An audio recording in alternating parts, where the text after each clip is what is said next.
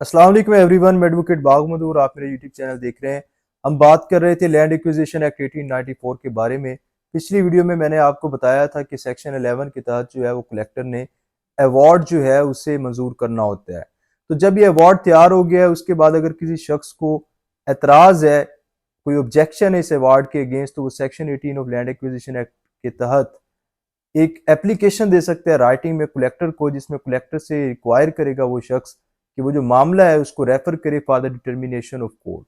अब कौन कौन से ग्राउंड्स हैं जिनकी बेसिस पर सेक्शन 18 को जो है उसको इन्वोक किया जा सकता है। देखें, अगर तो कोई मामला है अवार्ड में अमाउंट ऑफ कंपनसेशन को लेके, अपोर्शनमेंट ऑफ कंपनसेशन को लेके, या वो जो अमाउंट ऑफ कंपनसेशन है वो पेएबल जो है वो किन अफराद को है, तो इस तरह के अगर कोई मामलात हैं जिस पर जो अवार्ड मंजूर हुआ है और वो कोई शख्स जो कि इंटरेस्टेड है उस लैंड में, उसको एतराज़ है,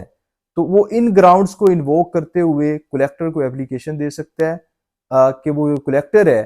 वो मामला जो है उसको रेफर करे कोर्ट को, यानी रेफरेंस टू कोर्ट जो है वो कलेक्टर जो है वो फाइल करे सेक्शन 18 के तहत। इसी तरह से जो प्रोविंशियल गवर्नमेंट है वो भी section 18 of land acquisition act 1894 के तहत जो है वो रेफरेंस टू कोर्ट फाइल कर सकती है, लेकिन उसके लिए वो directly reference to court file करेंगे सेक्शन 18 के तहत। वो कलेक्टर की उन्हें ज़रूरत नहीं है कि वो पहले कलेक्टर को एप्लीकेशन दे, बल्कि वो डायरेक्ट जो एक एप्लीकेशन दे सकते हैं। लेकिन कोर्ट को ये लगना चाहिए कि जी प्रोविंशियल गवर्नमेंट जो है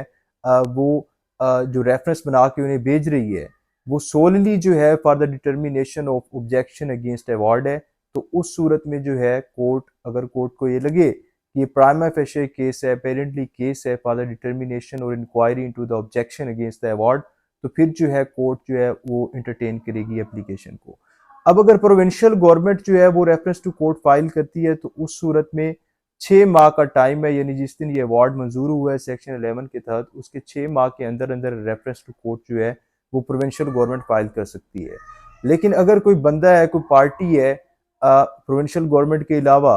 और वो पार्टी उस वक्त मौजूद थी जब ये अवार्ड मंजूर हुआ है या रिप्रेजेंट हो रही थी किसी एजेंट के जरिए, तो उस सूरत में 6 माह का टाइम है जब ये अवार्ड मंजूर हुआ था, सॉरी 6 हफ्तों का टाइम है जब ये अवार्ड मंजूर हुआ सेक्शन 11 के तहत। तो उसके बाद वो कलेक्टर को एप्लीकेशन दे सकते हैं फॉर रेफरेंस टू कोर्ट। लेकिन अगर ना तो वो पार्टी वहां पर मौजूद थी जब ये अवार्ड मंजूर हुआ और ना ही वो रिप्रेजेंट हो रही थी, तो फिर 2 टाइम पीरियड्स हैं, उनमें से जो टाइम पीरियड पहले एक्सपायर होगा उसमें वो पार्टी जो है एप्लीकेशन दे सकती है। पहला तो टाइम पीरियड ये है कि जिस दिन सेक्शन 11 के तहत अवार्ड मंजूर हुआ है उसके 6 माह के अंदर अंदर या फिर जिस दिन सेक्शन 12 सब सेक्शन 2 के तहत इस अवार्ड के मंजूर होने के बाद कलेक्टर ने नोटिस सर्व किए हैं पार्टीज इंटरेस्टेड को, उसके 6 हफ्तों के बाद, यानी जिस दिन ये अवार्ड मंजूर हुआ है उसके 6 माह के बाद, और जब ये इसका नोटिस गया इस अवार्ड की मंजूरी का उसके 6 हफ्तों के बाद, इनमें से जो टाइम पीरियड पहले एक्सपायर होगा उसमें कोई पार्टी जो कि इंटरेस्टेड है